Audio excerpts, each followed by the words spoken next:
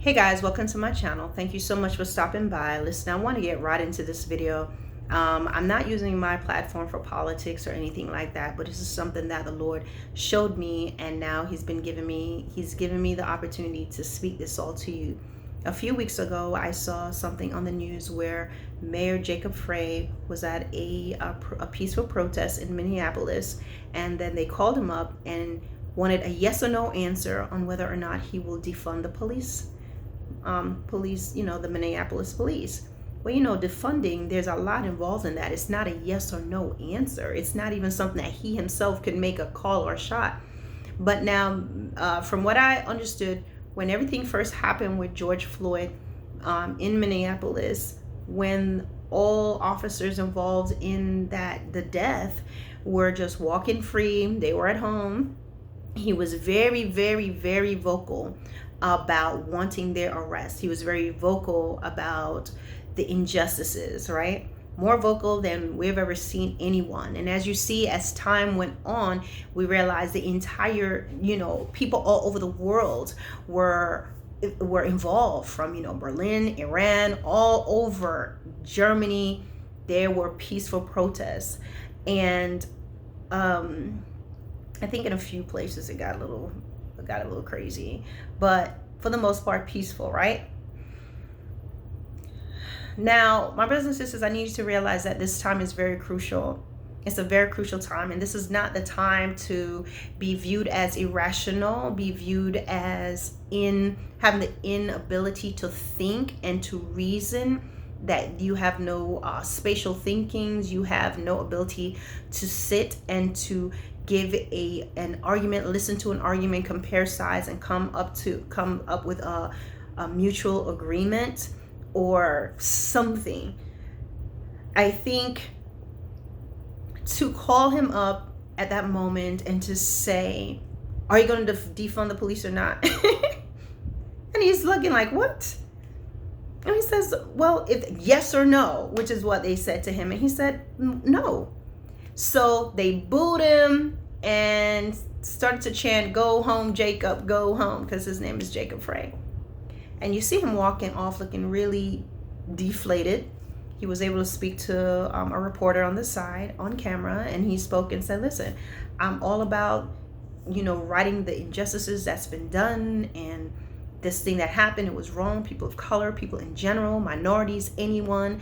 I'm willing to fight very hard for changes in this area, but to defund the police, no, that's not something I can do. And you know what? They have to realize he was honest, right? Now, people may have their own mindset about it and what it should be. But what I want to say, these times are very crucial. And so you don't want to be where people of color has always been viewed in a very unfair light.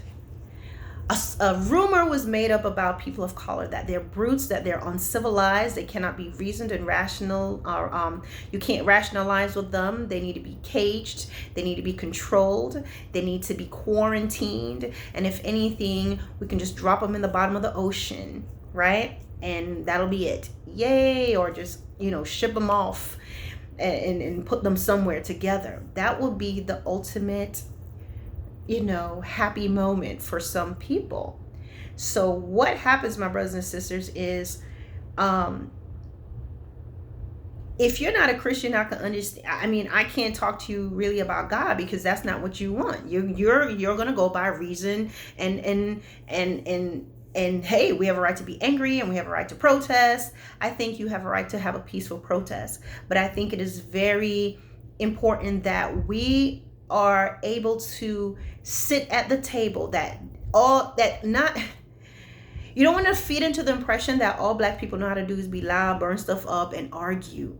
Okay? This is a time of change.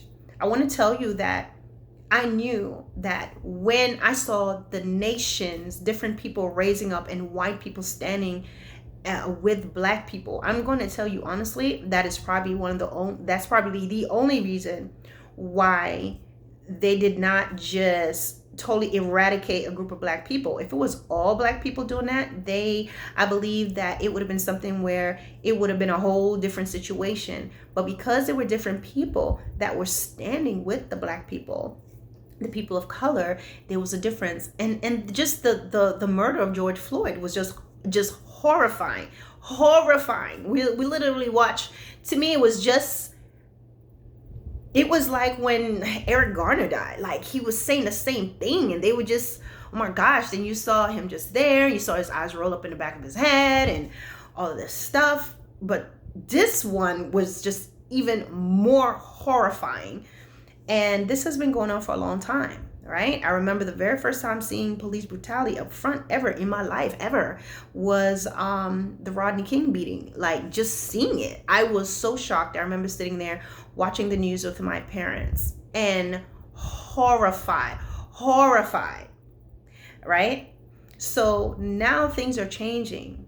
Exposure is coming. When you see people that's constantly putting up videos and making fun of George Floyd and the kneeling and whatever, the Lord is allowing this to happen. The exposure, the insensitivity, the covers have to come back. When the lady in Central Park called the police on this black man, that needed to come out. Everybody making fun of a recent fencing coach came out and was saying something about how Abraham Lincoln made a mistake by freeing black people. All these things need to come out. So what we need to realize is, as upsetting as it is, trust me, I planned to be an attorney, and so I have this mindset. In spite of those things happening, we have to realize this is exposure. These things need to happen. The ugliness, Satan, demons must be exposed. So that's all that's coming out. It's coming out, right? So we need to learn to pray. We need to learn, if we're going to protest and we're going to speak, we need to be making some sense. You cannot, my brothers and sisters, just be angry at people. You're biting the hands. You're going against other people of other races that's standing with you, because what's going to happen, I would imagine perhaps Jacob Frey, Mayor Frey, maybe he had a couple white friends that was like, what are you doing, right? And why are you standing with them? And then that happens to him and they go, didn't I tell you? Didn't I tell you that you can't deal with these kind of people? All they do is be angry. Look at you trying to help them. You're almost getting fired. The president's whatever. And they expect you to just on the spot say you're going to defund. Guys, that's not, how do I put it? You will be deemed to be a completely unintelligent if you think it's just that simple. So what we need to do, my brothers and sisters, is allow the Lord to do his work. And now God's not going to just come down and do all the work. There are things that we have to do ourselves. But what the Lord laid it on me to share with you all is not to fall on your own sword. Right now, it's a game changer. Things can really change. But you can change things and totally unravel what's going on by being unreasonable, still using force, being deemed there's just no reasoning or rationale, burning bridges in a heated moment, okay? And so you have to think about, what are the changes we want? We want police brutality to stop. So specifically, what do you want, okay? And I understand, but I'm saying these are the things we need to have laid out. Not that you're protesting and you're breaking things and you got you're chanting and you're saying stuff. We need to have a list of things that needs to happen laid out. Number one, for me, outside of that, I feel that we need to change the education in schools. Black people shouldn't only be seeing history books about slaves, people that were slaves, uneducated, or who were killed trying to free slaves. There are a lot of educated Black people. There are a lot of inventions that were done by Black people. Okay, so it's a lots of people of color. I think that we should be learning about other people. But what happens in the schools, they pick out a few things. They talk about Geronimo. They talk about, okay, we'll talk about Frederick Douglass. We'll do a few things, but we need to learn about the entire United States of America. They need to see a variety of faces. I should be able to see more Black people on billboards. I should be able to see more Asian people on billboards. I should be able to see more Native Americans on billboards. There needs to be an equality. There needs to be a oneness. But if we don't know how to speak that, if you don't know how to talk that, if you don't know how to say, hey, we need to change these textbooks, okay? There's always been talk about the lack of funding to schools in the inner cities, and it's crazy that that's even allowed to happen. But as we know, a lot of times they do this because the way the system is set up is that, hey, we will always need blue collar workers, so we're not going to give them the education that they need. But this is ridiculous. So we need to start thinking of different ways that things can change. Police brutality, XYZ, A to Z. What exactly need to change? Well, just stop beating us, stop killing us. Yes, but let's have stuff by the power of God. Sit down, my brothers and sisters, and use wisdom and have stuff laid out so that there could be something that is seen on paper and put into action, brought before our government, brought before our higher officials to say, this is what we want.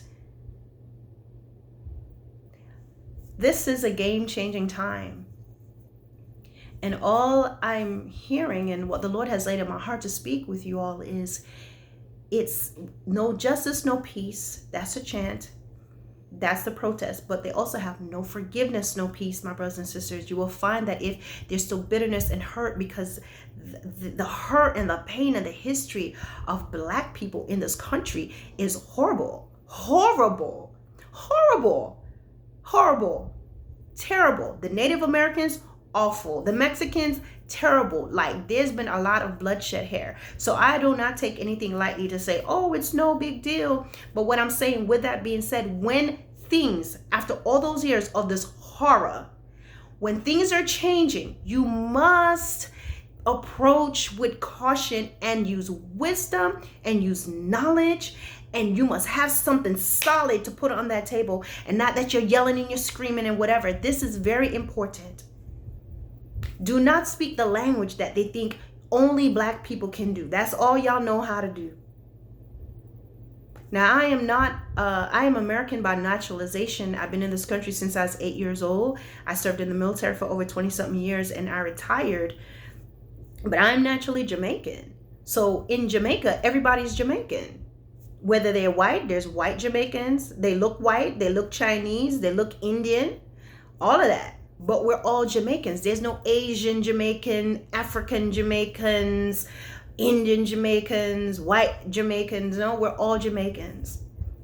And there's certain things, no matter what people want to say about Jamaica, certain things that goes on in America would never, it can't happen. Will burn down the whole island. Jamaican people have a different type of temperament. That certain things is just not going to happen. And I can almost say that they're not afraid to die, So, things are changing. Nations are standing with minorities all over the world. So use wisdom, my brothers and sisters. Let's pray. Let's not just be angry. Let's not be led by our emotions. And think of what we want to see changed. All right? Hope this makes sense. Peace out.